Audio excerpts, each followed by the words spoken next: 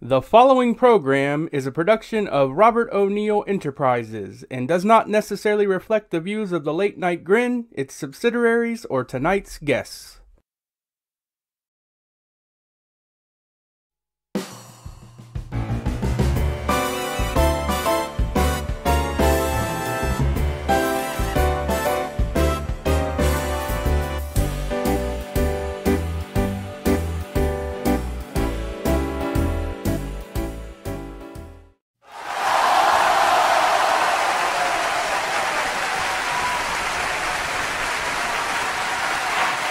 Good evening, everyone, and welcome back to another edition of The 31 with Robert O'Neill.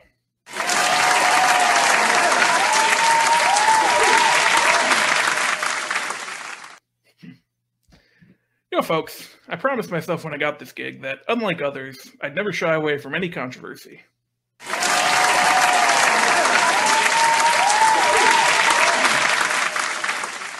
So with that in mind, let's talk about it.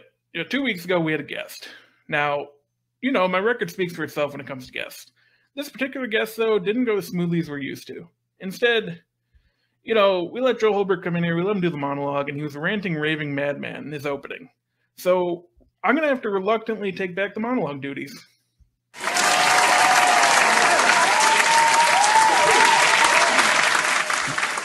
That's what I like to hear, though. Speaking of such, there's one thing I'm going to take responsibility for, and that's you guys. After last episode issues, I've demanded a more fitting studio audience for a show of this caliber.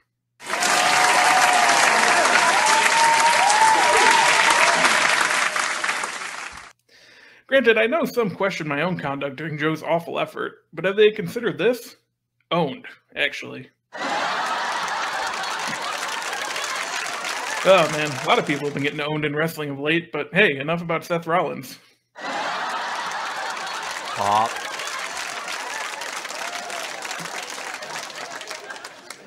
Seth Rollins. You know, it's been 10 years since The Shield.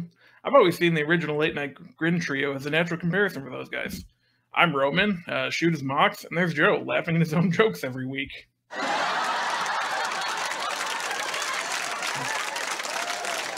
No, I'm just kidding, though. People love that stuff. Seth, honestly, sleeper pick for Wrestler of the Year, standing alongside Dax, Moxley, Speedball, and Satnam Singh. Pop. Wrestling giants. Nothing better, huh? It's one of my favorite things, personally. Just powerhouses out there dominating. That's why I enjoyed Alexa Bliss so much as women's champion. Pop.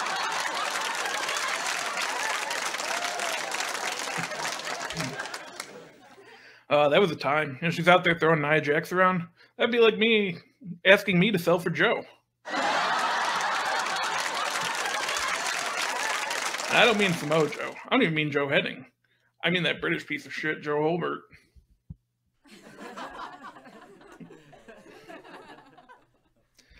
I can't believe that guy, man. Trying to steal the show from me. We hear from him enough. He's got his own show. A piece of shit. He's got his shitty TNA jokes. He doesn't even know what he's talking about. If he had the balls to get granular, he'd know that TNA was successful. But, come on. Joe's not going to do research. It'd be like him watching the shows he's reviewing. Useless sack of shit.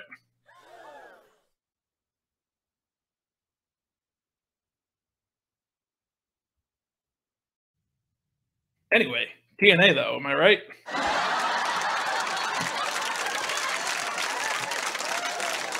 Exactly. You know what I think about TNA? It's very simple. Sorry to hear that.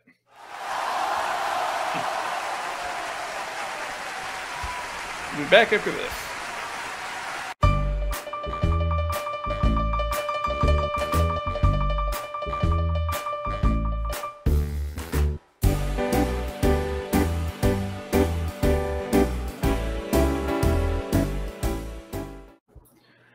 Okay, we're back, and I'm joined by this week's guest, Alex Pawlowski of Sour Graps. Did I get that right? Sour Graps? Yeah, Sour Graps.